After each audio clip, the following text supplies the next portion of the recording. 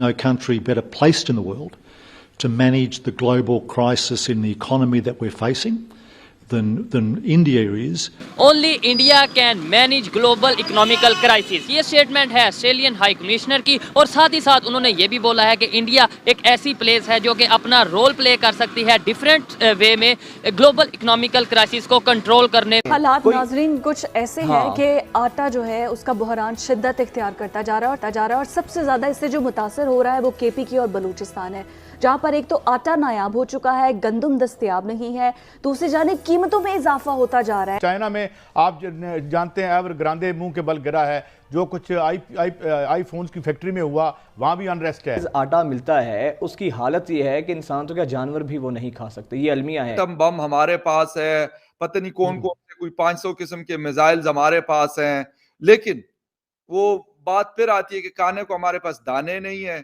इस वक्त आटे की जो हालत है, 3000 रुपए में आपको 20 kg का बैग मिल रहा है, वो भी बड़ी मुश्किल से। ना सिर्फ हम, ऑस्ट्रेलिया हो, यूके हो, यूएस हो, कोई भी कंट्री है वो उनकी तारीफ कर रहा है और मजबूरी बन चुका है इंडिया इस टाइम दुनिया की। इस वक्त लगता है कि बिल्कुल एक जाल में फंसे हुए हैं और बिल्कुल आगे नहीं बढ़ रहा है सिलसिला, और आहिस्ता आहिस्ता हम दिवालिये की तरफ। भारत एक इस वक्त अगर जिस तरह तरक्की कर रहा है, इसके साथ हमारी ट्रेड बंद है इंडिया के साथ, वो ऑस्ट्रेलिया जैसा कंट्री ये बोल रहा है only India can manage global economical crisis. ये स्टेटमेंट है ऑस्ट्रेलियन हाई कमिश्नर की, और साथ ही साथ उन्होंने ये भी बोला है कि इंडिया एक ऐसी प्लेस है जो कि अपना रोल प्ले कर सकती है डिफरेंट वे में ग्लोबल इकोनॉमिकल क्राइसिस को कंट्रोल करने में या फिर मैनेज करने में। इसी वाले से पाकिस्तान की पब्लिक से बात करेंगे कि अगर दुनिया की मुख्तलिफ कंट्रीज ये सोच रही हैं कि इंडिया जो इस टाइम ग्लोबल इकोनॉमिकल सिचुएशन चल रही है उसको मैनेज कर सकता है, G20 का भी प्रेसिडेंट बन चुका है, तो फिर पाकिस्तान की जो इकोनॉमिकल कंडीशन है, क्या इंडिया के साथ अगर रिलेशन बेहतर होते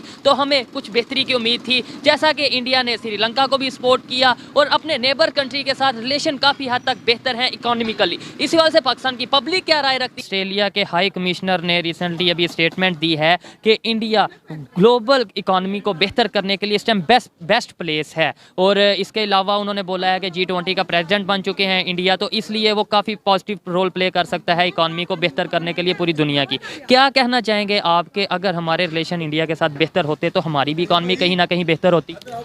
हमारी इकोनॉमी बेहतर हो सकती है, लेकिन हमारे जो इन्वेस्टर है ना पाकिस्तान का, वो मुखलिस नहीं है, क्योंकि वो इन्वेस्टमेंट करता है, वो कहता है कि मैंने इन पे एहसान कर दिया इस कौम के ऊपर, तो वो उससे पहले अब इंडिया में देख लें कितनी कितनी बड़ी कंपनियां वो करती हैं, बड़ी उनकी तो अपनी मेड इन इंडिया बहुत, किसी भी इंडस्ट्री की बात कर लें आप, ऑटोमोबाइल इंडस्ट्री की बात कर लें आप, ये ज्वेलरी की इंडस्ट्री की बात कर लें, गारमेंट्स। हमारे यहाँ जो ठेका लेता है ना, वो पहले कहता है मुझे कितने पैसे दोगे, इसलिए जो ना वो यूरोप का जो और या मिडिल ईस्ट का कहीं का भी इन्वेस्टर है ना, वो पैसा नहीं लगाता, वो इसी वजह से पैसा नहीं लगाता। आप देख लें इंडिया के अंदर कितनी कितनी बड़ी कंपनियां जो हैं वो सर्वाइव कर रही हैं अपने आप को, क्यों कि वो उनके साथ फेयर चल रहे हैं। हमारे यहाँ फेयर नहीं चल रहे, वो पहले कहते हैं मेरा पेट भर दो, बाकी ये मरता है तो मरे।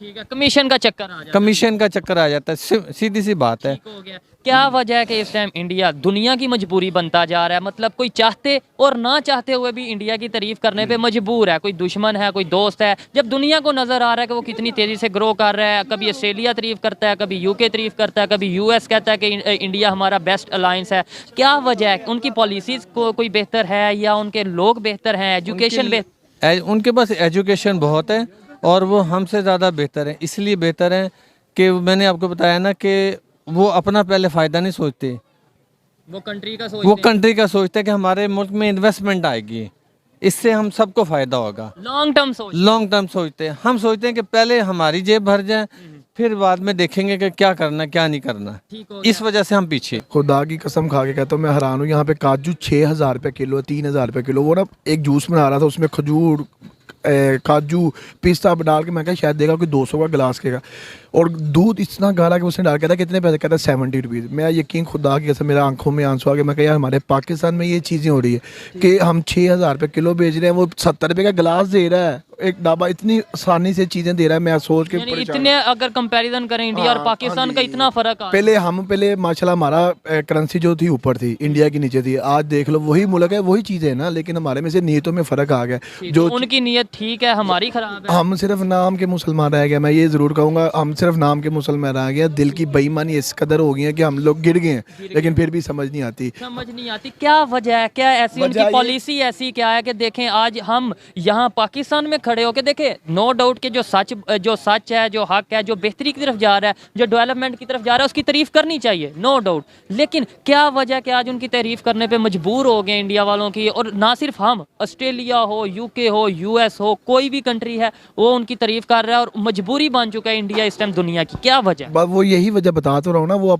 जो अपने लोग हैं ना, उनकी अवाम, उनको सहूलत देते हैं। ठीक है, जब कोई भी काम, कोई भी मुल्क हो, सिटी हो, कुछ भी हो, अगर आप मुझे सहूलत देंगे तो मैं क्या आपको छोड़ दूंगा?